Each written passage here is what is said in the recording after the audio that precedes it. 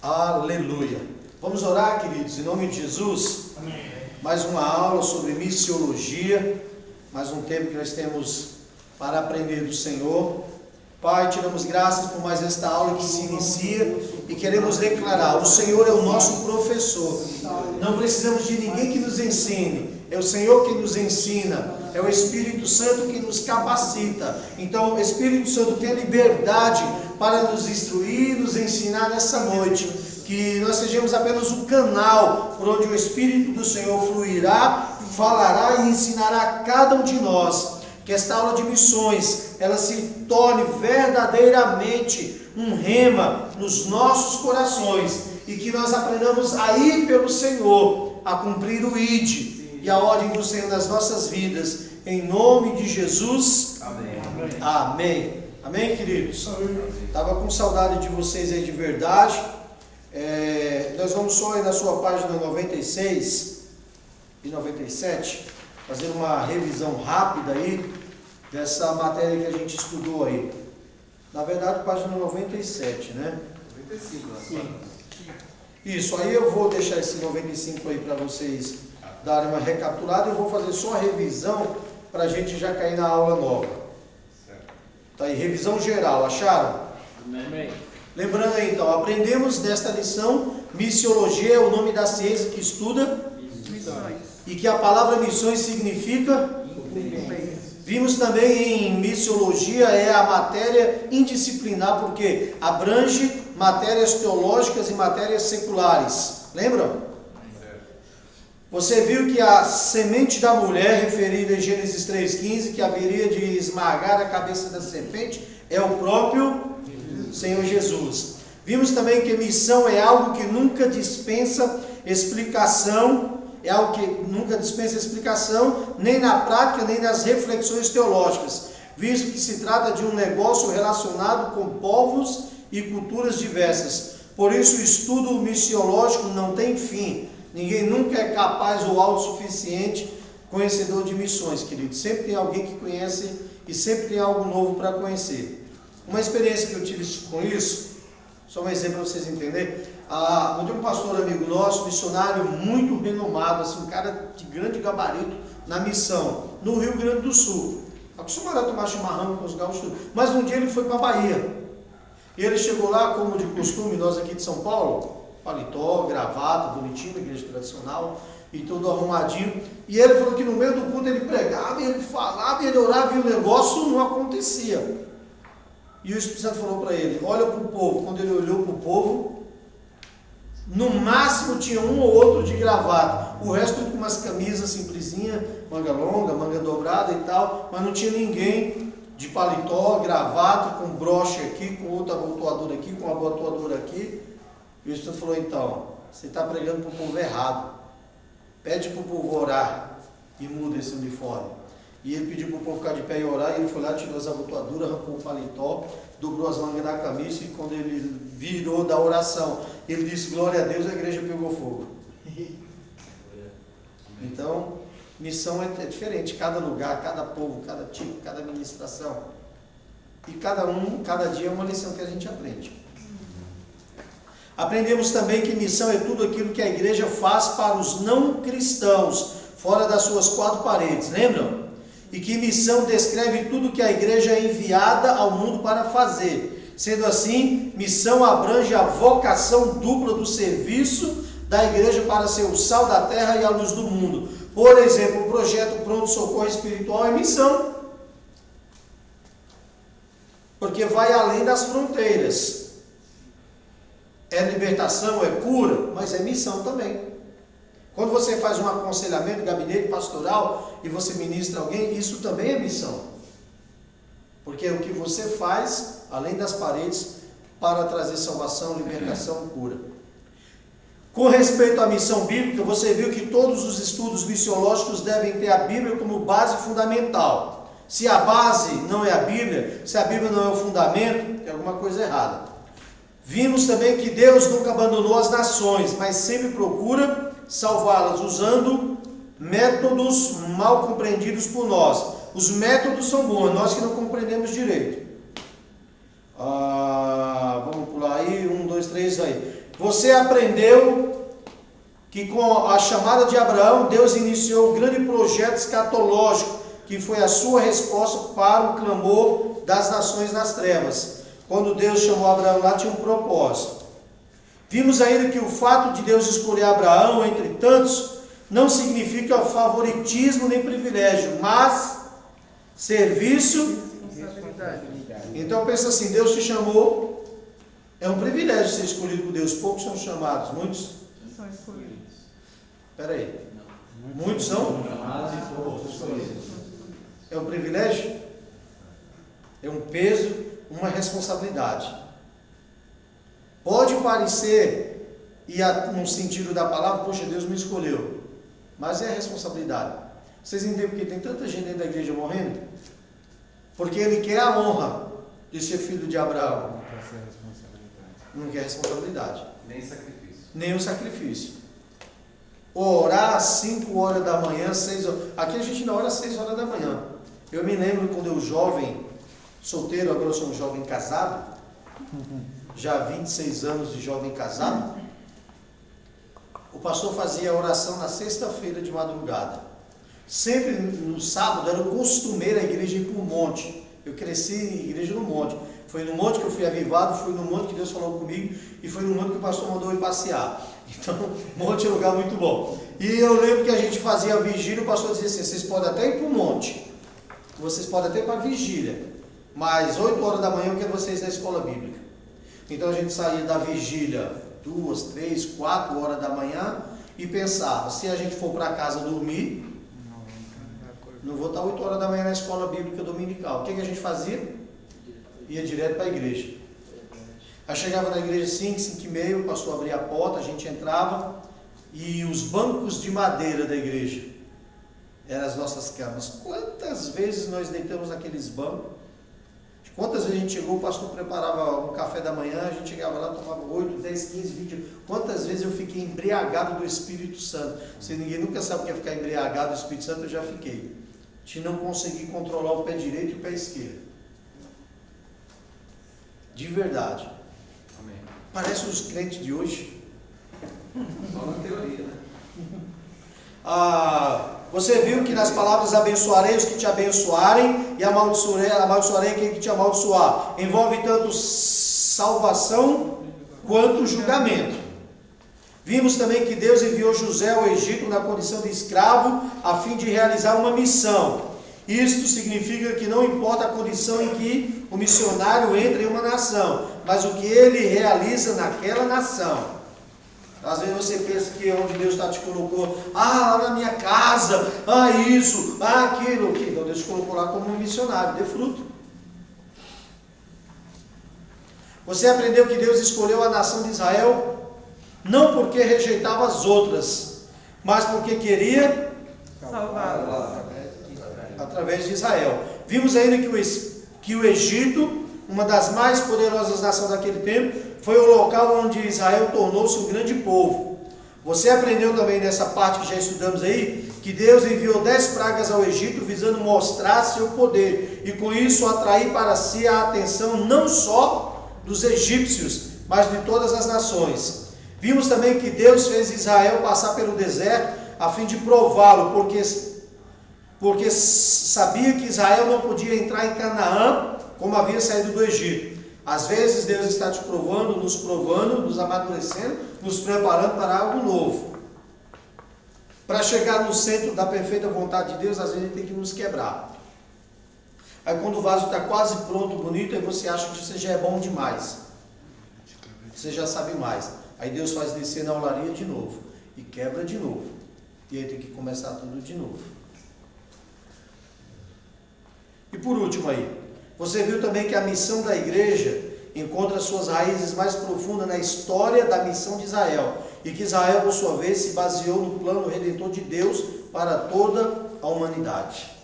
Então isso foi um resumo dessas 2 primeiras aulas que a gente teve aí sobre missiologia. E agora nós temos mais 2 aulas, hoje e terça-feira que vem, para a gente encerrar esse assunto de missões ou missiologia. Tem um exercício aí, responda bonitinho. Amém? Amém. Não sei se alguém tem alguma dúvida aí dessas primeiras. Se não, se tiver também, não quiser falar agora, você pode marcar depois, pode mandar. Se tiver alguma dúvida, o grupo está aberto lá, gente. Não deixe só o Maurício ficar falando no grupo, não. Vocês podem falar também, viu? Podem perguntar, podem colocar dúvidas, podem colocar afirmações também. O grupo está aberto para isso mesmo. Mas se quiser mandar no particular, não tem nenhum problema. Ok? Missão centrípeta. Missão centrípeta é o esforço de propagar a palavra de Deus em uma só região, ou trabalho de atrair os povos a uma determinada região, a fim de lhes transmitir conhecimento de Deus. Este foi o tipo de missão praticada pela nação de israelita, ou pela nação de Israel. Na aliança mosaica, Israel deveria atuar como um imã espiritual, que iria atrair as nações para si. Como já vimos, os descendentes de Abraão deveriam ser um reino de sacerdotes. Uma das funções primordiais do sacerdócio é interceder. Daí porque uma paternidade espiritual. Quando a gente fala de pai espiritual, tem pessoas que fazem confusão. Abrindo um leque aqui, você vê que os 5 ministérios estão em toda a Bíblia. Aqui está falando de 5 ministérios, ele está falando de apóstolos, paternidade. Pastor, paternidade, apóstolo não é dono da vida de ninguém. Pastor, apóstolo, pai, ele é conselheiro, ele orienta, ele direciona, ele estabelece um projeto de missão, que é levar a visão de paternidade, mas não é para mandar na vida de ninguém. Não é para cobrar, se você deu o dízimo sacerdotal, te abençoe, se você não der, eu te mando os quintos do Beleléu. Não. Agora, lógico que você sabe, quem semeia, aquilo que o homem plantar, isso também. Quantas medidas? Boa medida, sacudida, águas no pé, águas no joelho, águas na cintura e águas para mergulhar. As 4 medidas de Ezequiel, né? É as 4 medidas espiritual, é as 4 medidas que cada uma anda financeiramente. Agora, compete ao pai ensinar e ministrar, porque a gente fez sexta-feira. Mas a decisão de como você quer andar é sua.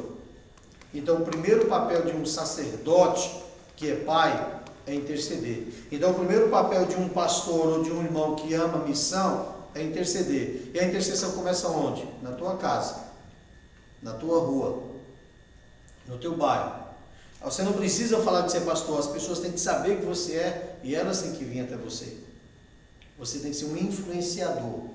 É por isso que eu falei que tem tanto pastor falando besteira aí, nesse tempo de pandemia, da morte de gente que não sabe o que está falando. Mas se todos os israelitas fossem sacerdotes, como estava previsto pelo próprio Deus, por que então eles haviam de interceder, senão pelas nações? A quem eles deveriam representar na presença de Deus, senão as nações? Ninguém é sacerdote para si próprio, alguém é sacerdote para os outros. Forte, hein? Ninguém é sacerdote para si próprio. Você é sacerdote para interceder pelos outros. Pensa nisso. Se eu sou um sacerdote para interceder por mim mesmo, Deus nos deu o Alto Tietê.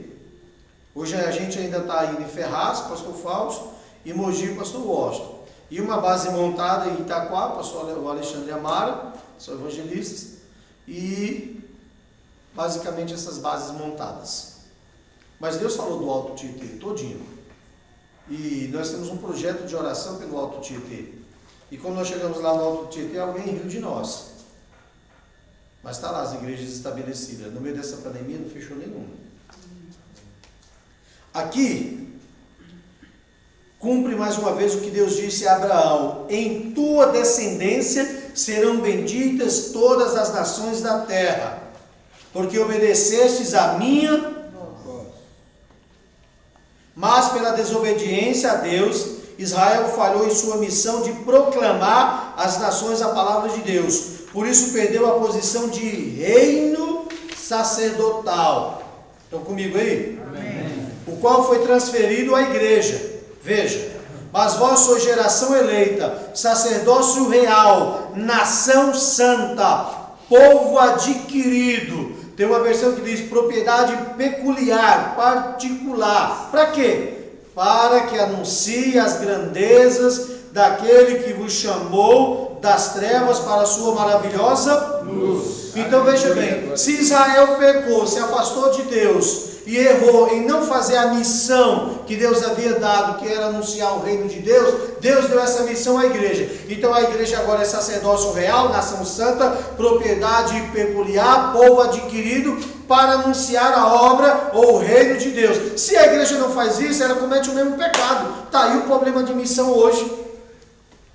As pessoas querem fazer missão pela sua própria igreja só, ou no nome dela. Nós temos vários, por exemplo, trabalho social. Não, o trabalho social é coisa linda. A igreja precisa se mover nisso. Mas eu só vou fazer um trabalho social pensando se eu ganhar alma para mim mesmo. Então isso não é missão. A missão não está pensando em si própria. Quando eu faço um trabalho voluntário, um trabalho social, por exemplo, é para resgatar a alma. Se o cara for para A, para B, para C, para D, não importa. O que importa é eu resgatar ele. É anunciar o reino de Deus.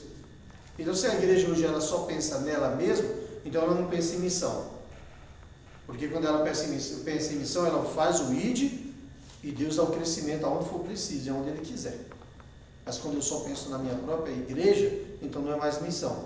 Porque missão é aquilo que você faz para Deus além da sua igreja, além das quatro paredes. Mas Deus tem promessas no futuro para Israel. E por fim, Ele realizará no milênio uma poderosa missão centrípeta. Aí está Isaías 63 e 4. Missão centrífuga. Mudou, vocês viram? Com a falha do sempriticismo de Israel, Deus estabeleceu a igreja a fim de realizar o centrifugismo, ou centrifugicíssimo. Meu Deus, cada palavra aí que eu vou te contar, viu? Arruma alguém para falar para nós. Sendo assim, a missão centrífuga é totalmente o oposto da missão centrípeta. Ou seja, enquanto Israel em missão centrífuga deveria atrair as nações, a igreja em missão centrífuga deve ir até as nações. Israel deveria atrair para si, agora a igreja ela deve ir. Onde é que se cumpre isso? Então vão, ide, todo mundo, pregar o evangelho a toda criatura, quem crê e for batizado. Então agora o ir do Senhor é por todas as nações, por todas as tribos, por todas as línguas. E essa comissão, ou a grande comissão, que está estabelecida por Jesus em Mateus 28, Atos 1:8, trata-se essencialmente de uma missão centrífuga. Deus conta conosco, esperando que não caiamos no mesmo pecado em que Israel caiu. Pensando um pouquinho historicamente. Já pensou, nós brasileiros, se não tivesse os missionários que vieram de fora para nós? Já pensou se os primeiros batistas, os primeiros assembleanos que vieram para a nossa nação presbiteriana não tivessem vindo? O primeiro casal que chegou no Brasil de navio para estabelecer o primeiro culto evangélico, porque até na ocasião não tinha, se esses missionários não tivessem ouvido o id de Jesus, mas eles tivessem ficado só lá nas suas terras pátrias, vamos pensar, por exemplo, Rua Azusa, se eles tivessem ficado só lá com aquele avivamento e não tivessem vindo para cá, o que seria de nós? Só missa, Padre José Cheta e era só o catolicismo. Mas um missionário ouviu e disse: não, missão não é ficar, a missão hoje é ir. É fácil ir? Não. O pastor Fausto estava aqui conosco, o pastor local aqui me ajudava, junto com outros obreiros. Eu lembro como se fosse hoje, eu cheguei para ele e falei: olha, nós tivemos a igreja em Ferraz por 2 vezes, a igreja era bem lá na comunidade, inclusive perto onde ele está, aí depois a gente veio mais para a avenida, e por uma série de motivos a gente acabou fechando, e eu voltei, ficamos aqui em Goianazes, a sede aqui sempre teve. Um dia eu fechei aqui e fui para Ferraz. Deus falou: não era para fechar Goianazes, cabeção, volta. Pagamos lá uma multa, acho que, se não me engano, na época, 12, 14 mil reais de multa rescisória. Pagamos a multa rescisória, voltamos para Goianazes, no mesmo prédio, no mesmo lugar, mesma rua. Aí o pastor Fausto chega aqui, confortável, pregava um domingo ou outro, cuidava, acho que cuidou dos casais, né? Cuidou um ano aí dos casais, com a esposa e tal. E eu falo para ele: Deus falou para abrir Ferraz de novo. Ele falou, que benção, manda alguém. É você. Eu? Você mesmo. A Mônica, pai, pelo amor de Deus, o senhor tem certeza? Fui na casa deles, eu lembro das nossas reuniões de madrugada lá, orando, e ela falou, o senhor tem certeza? Porque eu não tenho, não, eu falei, tenho. Vamos. Está na igreja aberta, 2 anos, né? Essa pandemia todinha, a igreja continua aberta. Isso é missão. Ficar aqui é confortável, ficar no quentinho é bom. Só que quando a igreja fica muito juntinha, todo mundo muito quentinho, todo mundo dogozinho, aí Deus fala, manda uma bomba lá no meio. Aí eu escrevo, perseguição vem. Aí corre todo mundo para todo lado. Alô? Amém.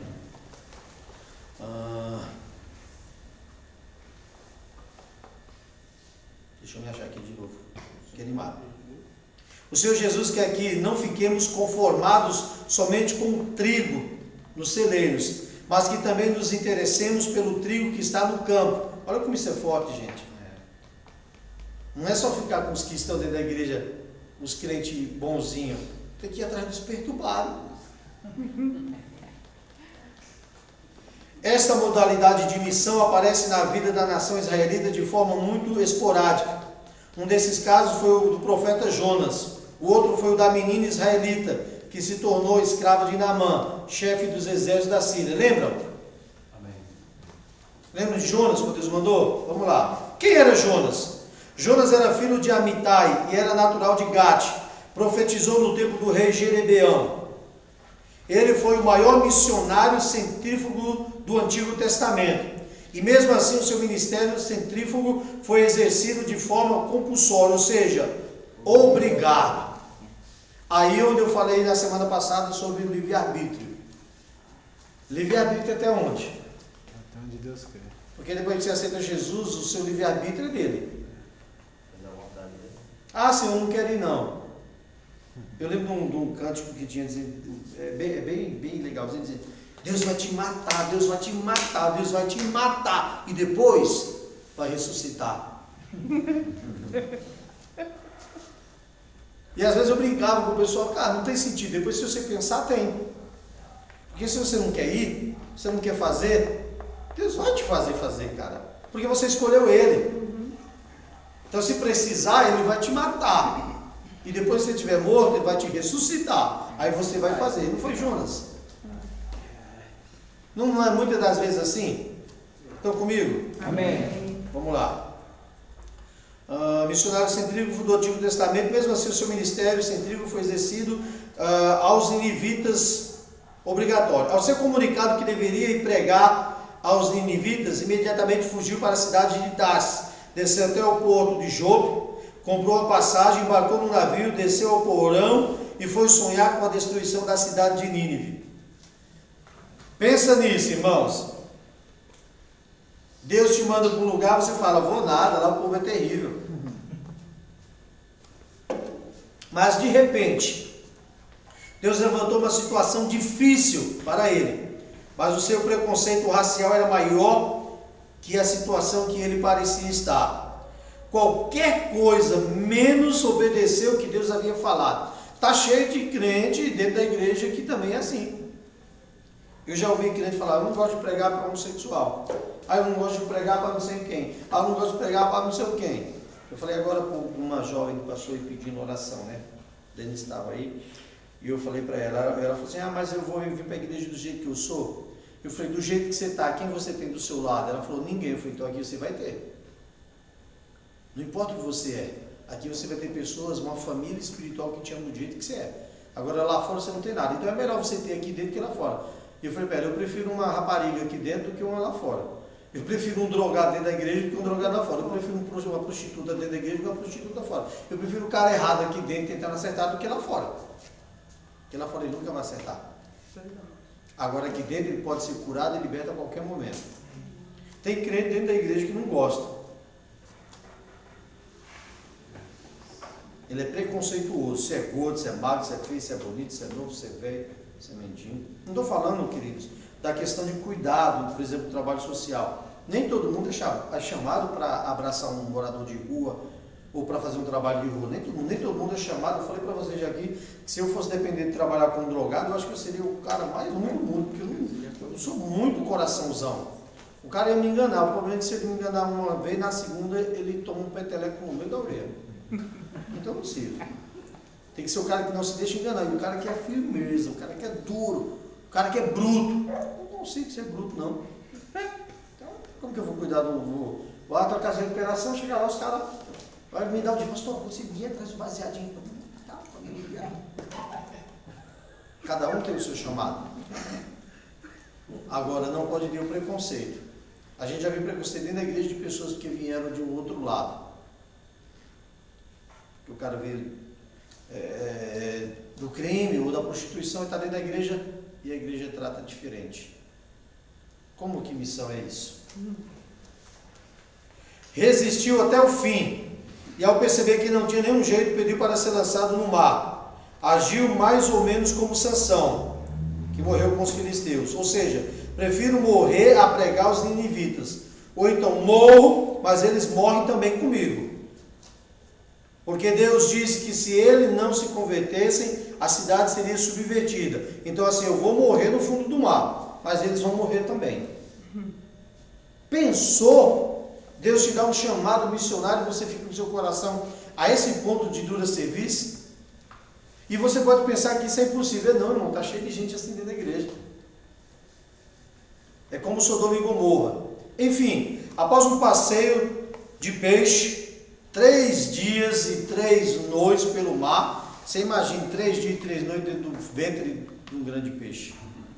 A unção estava tão poderosa aqui na sexta-feira que eu falei que era até uma baleia. Brincadeira. Pelo mar Mediterrâneo, Jonas teve que ir à grande cidade chamada Nínive. Ao chegar em Nínive, irado, pregou uma mensagem de juízo. Ao terminar a sua missão, provavelmente foi tirar um cochilo, sonhando com a destruição da cidade. Bom, já preguei mesmo, sentei o couro, agora Deus vai vir tacar fogo em todo mundo, que é o que ele queria. Mas Deus é misericordioso, ouviu o clamor do povo e não condenou a cidade profana. Aleluia. Ele não nos envia para condenar o mundo, mas tão somente para salvá-lo. O que está escrito em Coríntios? Dele recebemos o ministério da reconciliação. Nós não recebemos o ministério para condenar ninguém, para amaldiçoar ninguém. Por isso, querido, que eu não canso de ensinar. Nunca amaldiçoe ninguém. O camarada foi embora da igreja, levou 50, 200, levou todo mundo. Te abençoe em nome de Jesus, vai em paz. O camarada ficou com você, comeu do seu lado, foi gerado na tua coxa, foi embora. Te abençoe, filhão, vai na bênção. E eu vou guardar a maldição para mim? A ordem foi reconciliar, abençoar. Porque se eu guardo a palavra de maldição, quem é amaldiçoado? Então, nunca. Abençoeis. Abençoeis e nunca amaldiçoeis. O grande contraste entre os dois Jotas. Isso dá até uma mensagem aí, gente. Olha que bacana. Já está a mensagem de domingo aí. Jonas amou um povo religioso. Jesus amou o mundo profano. Jonas pregou pelo dever compulsório. Jesus pregou pelo querer radiante. É diferente, viu? Jonas se entregou para ser lançado ao mar por amor a Israel. Jesus se entregou para morrer na cruz para salvar o mundo. Jonas queria a destruição de Nínive. Jesus queria a salvação do mundo. Jonas esteve 3 dias e 3 noites no ventre do peixe por amor ao povo de Israel. Jesus esteve 3 dias e 3 noites no seio da terra por amor ao mundo inteiro. Jonas foi enviado para salvar o mundo que queria salvar. Jonas pediu a morte após realizar a missão que tanto desejava realizar. Jonas não quis pescar os peixes, ou seja, os ninivitas, mas foi pescado pelo grande peixe. Jonas tanto pescou como nos fez pescadores. Jesus tanto pescou como nos fez pescadores. Aí está a ordem de Jesus. Então vão e lancem as redes. Tem até aquele louvor, né? Quem mandou largar a rede? Quem mandou você parar? É hora da igreja pensar nisso, querido. Por que essa matéria é tão importante? Eu creio que ainda vamos falar muito disso nesse ano. Nós entramos na década do evangelista. Nós entramos na década da grande colheita. A direção profética que Deus deu foi que nós estávamos entrando no ano de portas abertas para a evangelização. O que Deus tem falado no nosso coração é: prossiga para o alvo. Então você entra numa década, encerrou a década do profeta, que tivemos nos últimos 10 anos, e mergulhamos agora na década do evangelista, ou seja, a década da grande colheita. Por isso que eu falava com o Denis agora, ele falou: pai, o que você acha dessa pandemia? Eu falei: essa pandemia está encerrando. Essa fase agora vai encerrar. A igreja vai se reestruturar. E a igreja vai entrar num nível de salvação muito grande. Mas a próxima pandemia que vier vai ser pior. Porque aí já será princípio de dores. Aí Jesus está batendo as portas. Só que Jesus não veio buscar uma igreja humilhada, derrotada. Ele veio buscar uma igreja vitoriosa, jubilante. E a década do evangelismo, que a gente confunde avivamento com poder. Poder, falar em língua, sapatear, cair no chão, sair babando, cura. Isso não é avivamento, isso é poder. Avivamento é conversão em massa. Avivamento é mudança de posição. Avivamento é transformação. Aí você olha para todo esse processo que Deus permitiu que a igreja passasse. Para quê? Para que a igreja subisse para um novo nível. Os crentes que estão se alinhando, você vê que é quem quer. É esses que Deus vai usar. Igrejas, grandes ministérios estão perdendo gente e as pessoas procurando pastor pai. Que conversa, que ora, que aconselha, que está junto, que o camarada tem o telefone dele. Alô, você está aqui? Amém. Estão comigo? Amém. Então, por favor, queridos, firmem seus passos e seus pés. Missão transcultural. Falamos da missão centrífuga e falamos da missão centrípeta. Então, missão transcultural. Missão transcultural é o trabalho religioso de um missionário em um país de cultura completamente antagônica à sua, ou seja, completamente diferente. Esse trabalho é um dos mais carentes no ministério cristão, porque são poucas pessoas que o fazem com muita precariedade. É pouca gente fazendo e precariamente. Qualificações do missionário transcultural. Somente uma formação teológica é o suficiente para alguém ir às plajas longínquas, realizar uma obra missionária? A formação teológica, a aprendizagem da língua daquele país, o conhecimento da cultura daquele povo, etc. Tudo isso são fatores importantíssimos para o missionário transcultural, mas isso ainda não é tudo. O cara tem um bom curso de teologia, o cara fala a língua ou o idioma daquele país, o cara conhece a cultura, mas tudo isso não é o suficiente. Conheço o caso de missionário que tinha todas essas qualificações e não deram frutos. Os requisitos fundamentais para realizar uma missão transcultural são os seguintes. Primeiro, estão comigo aí? Amém. Ser guiado por Deus. Essa missão transcultural que estamos nos relacionando, ou falando mais em questão de países, eu sei que vocês têm promessa de Deus para outros países, mas isso se aplica hoje mesmo, ou até mesmo na questão regional, de estado para estado. Você já percebe uma diferença em conversar, em estar com alguém de um estado diferente. Imagine você ir para lá fazer missão. Então a primeira coisa, ser guiado por Deus. O missionário precisa ser chamado e guiado por Deus, porque somente o guiado é quem pode guiar. Isso é forte, hein? Somente o guiado é quem pode guiar. Se um cego guiar outro cego, os dois caem no buraco. Atravessa a rua e atropelar. Só pode conduzir almas a Cristo aquele que pelo Cristo é conduzido. Somente quem é guiado por Deus pode guiar os homens para Deus. Isso significa que qualquer outro tipo de guia é um guia cego. Está aí em Lucas. Aquele que procura guiar os homens até Deus sem ser guiado por Deus é mais um sedutor do que um condutor. Pouco importa o que o homem fala ou diz, tudo importa o que ele é. Sabiam os apóstolos que o fator decisivo de qualquer trabalho de caráter espiritual é a espiritualidade de quem faz esse trabalho. A melhor maneira para se pregar o Evangelho é viver o Evangelho. Se os meus ouvintes não verem concretizado em mim aquilo que eu prego, a minha pregação não surte nenhum efeito. A maior pregação é a tua vida, é o teu testemunho. Aquele provérbio de façam o que eu digo, mas não façam o que eu faço, não é assim. No Evangelho não. O que você diz é o que você vive. O que você vive, o que você fala, o que você ensina, o que você prega, é o que você tem que viver. Quando o apóstolo Paulo falava, eu lembrei agora, ele falava acerca disso, né, no caráter da pregação dele. Ele falava que não ia até o povo com palavras persuasivas, Sabedoria humana. mas em demonstração de espírito e poder, porque era o que ele tinha recebido. Né? A tal ponto que ele desafiava, sejam meus imitadores. Olha para a vida de Paulo. Começou de Cristo. Olha para a vida, peraí. Eu sempre ensinei isso, por exemplo. Como que eu quero que a igreja seja dizimista se eu não sou? Como que eu quero que a igreja seja primicista se eu não sou? Como que eu quero que a igreja, por exemplo, oferta de cereais? Domingo foi tremendo aí. Porque não sei quem viu o vídeo, veio cesta aí que eu não sei nem onde apareceu tanta cesta.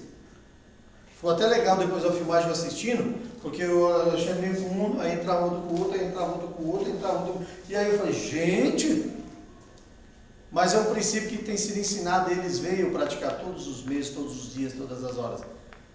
Podem estar 300 mil cestas, mas a minha primícia, a minha oferta de cereais é minha. Então todo mundo traz a sua oferta de cereais. Agora, se eu não vivo, como que eu quero que os outros vivam? Primeiro ponto. E antes do primeiro ponto, tão importante, o espiritual. Se eu não vivo espiritualmente, que legalidade, que direito eu tenho? Então, se eu não faço missão, como que eu vai fazer? Então, se eu prego, amem suas famílias, eu não amo a minha. Honre o teu pastor, mas eu não honro o meu. Ore pela família. Ore pela família, mas eu não oro pela minha. Quando a Carla trouxe o esquisinho lá, o esquis, né? Bonitinho, com o tema do ano. Eu não tinha falado para ela do apóstolo Gés. Ela fez, eu falei, vou dar para meu pai. Primeira vez que eu vi ele. Não sei se eu vou ver ele ainda esse ano, mas já está separado. Mas é um negócio simples, né? Mas a primeira pessoa que vem, eu preciso honrar. Então quem escuta diz assim, se o cara prega de honra, vive e honra, eu também vou viver. Agora se o cara ensina, o cara fala, mas não vive? Alô? Amém. Então a primeira coisa é ser guiado por Deus e é viver, ou melhor, ensinar o que você vive e viver o que você ensina. Segundo, amar o que Deus ama. Tem muita gente confundindo isso, hein? O missionário transcultural precisa amar o que Deus ama. Ele deve amar o mundo de Deus como ama a Deus do mundo. Quem na realidade identificou a sua vida individual com a vida universal, não pode deixar de sintonizar a sua vida pessoal com a de todos os seres humanos. Se eu não amo as almas, se eu não amo as pessoas que estão indo para o inferno, como que eu vou amar a Deus? Se eu não amo o meu irmão a quem eu vejo, como eu amo a Deus? Na matéria, nós vamos ter o treinamento de pronto-socorro espiritual, já gravem, lembrem bem disso. A gente vai ter uma turma aqui, vai ter uma turma lá em São Mateus. E no sábado agora eu vou ter a escola de cura aqui. E a gente vai montar, esse ano Deus colocou um desafio para a gente montar gabinete. Então esses alunos que vão fazer PS, nós vamos montar uma ficha particular de todo mundo que vier na escola de cura. E nós vamos encaminhar esses alunos para vocês ministrarem. Se você não tiver uma identidade com o problema, com a causa que a pessoa está passando, se você não entender o que o diabo fez na vida dela para amar ela a tal ponto, você não consegue ministrar por interior. Para a gente amar o próximo, a gente tem que ter amor próprio primeiro. Tem que ter amor próprio. Se você não ama você mesmo, que Deus te ama, como você vai amar o outro? Pastor? Hoje, às vezes, assim, tão natural, naturalmente, assim, você faz missão que você nem percebe quando você está dentro do amor de Deus. Sim. Eu estava próximo da igreja lá, hoje, fazer não lembro o que eu fui fazer. E aí, eu fiquei sabendo de uma pessoa que, há muitos anos atrás, ela ia para a igreja, o sobrinho dela ia para a igreja. Sim. Aí, há 2 semanas, o filho desse rapaz, ele morreu. Eu pensei assim, eu preciso fazer uma visita lá para ele, né? Mesmo ele não sendo membro da igreja, mesmo a família não estando lá, eu fiz o casamento, né, da filha dele há alguns anos atrás. Aí passei lá hoje, errei a rua, né, mas o Espírito Santo estava me incomodando. Porque, acho que como o pastor estava falando, é missões, né? Aquela alma estava ali desesperada. E quando eu encontrei com aquele homem, ele ficou tão feliz, ele falou, pastor, o senhor está aqui. Eu falei assim, eu não podia vir, né, ficar sem vir aqui, te dar um aperto de mão pelo menos, e dizer que Jesus te ama e que Ele está cuidando de tudo, né? Ele falou, desde o dia 22, eu falei, dia 22 o filho dele morreu. Sim. Só tem uma filha, que eu fiz o casamento, e o filho de 32 anos.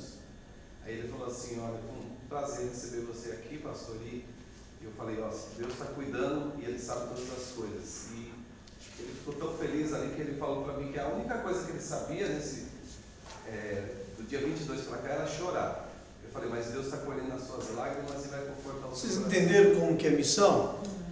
Lembra disso? Pastor, eu errei a rua e eu tinha outro compromisso. Eu falei assim, eu vou lá no compromisso, mas eu vou voltar aqui. E voltei, o Espírito Santo me levou na casa dele. Porque o que a gente aprendeu de missão? É aquilo que a gente faz além da igreja. Ele nem da igreja não é. Nem da igreja não é. Ah não, eu só vou evangelizar. Não, você vai evangelizar quem é crente? Eu só vou fazer missão. A missão é fora. Ele fez uma visita na igreja há muitos anos atrás. Agora imagine como está o coração desse homem. Alô? Amém. Quem ama a Deus tem de forçosamente amar o que Deus ama. E não existe criatura alguma no universo que não seja instrumento do amor de Deus. Somente quem descobriu o amor de Deus em si é quem está apto para ver o amor que Deus sente por todos. Somente quem vive em sintonia com o Criador é que pode sentir amor pela criatura. Somente o egoísta pensa que todas as atenções de Deus estão voltadas somente para si próprio. Só posso sentir o desejo de ir a outras nações ganhar almas para Cristo quando entendo que Cristo, que me amou, ama também o mundo. A grande prova do meu amor para com Deus consiste no amor pelos homens ou pelas almas. Enquanto não possuímos amor pelas almas perdidas, não nos inundamos sobre o amor divino, porque ninguém pode amar a Deus do mundo, divorciado do amor ao mundo de Deus, porque Deus amou o mundo de tal maneira. Se você não ama as almas de verdade mesmo, se você não sente a dor delas, está na hora de você pensar, eu tenho feito missão? A grande comissão da salvação é esse amor doer dentro de você. Porque pensa assim, se hoje morrer 10 pessoas sem Cristo, para onde elas vão? E o que a gente fez por elas? Então pensa dentro da tua casa, nos teus vizinhos, nos teus amigos, um folhetinho que você entrega para alguém, uma palavra que você dá, uma visita que você faz a alguém que está enlutado com essa situação, você acha que o cara vai esquecer? A semente foi plantada. Amém. Precisamos entender que o Deus que amou o Brasil, enviando missionários até aqui para me salvar, ama também o leste europeu, a Ásia, a África. Eu não vou falar nem dos Estados Unidos, porque todo mundo quer ser missionário em Nova York, né? Em Londres. Em Londres. Apesar de ser missionário em Londres não é fácil não. Eu tô com a gente tem um casal de amigos lá que fala, rapaz, olha, vem para a Europa para saber o que é. Misericórdia. Na França também. É toda essa região aí.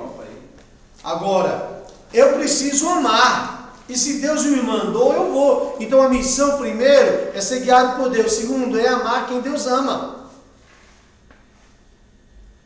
Se não há esse verdadeiro amor, recordo-me que há um tempo, nós tivemos um cabeludinho aqui também.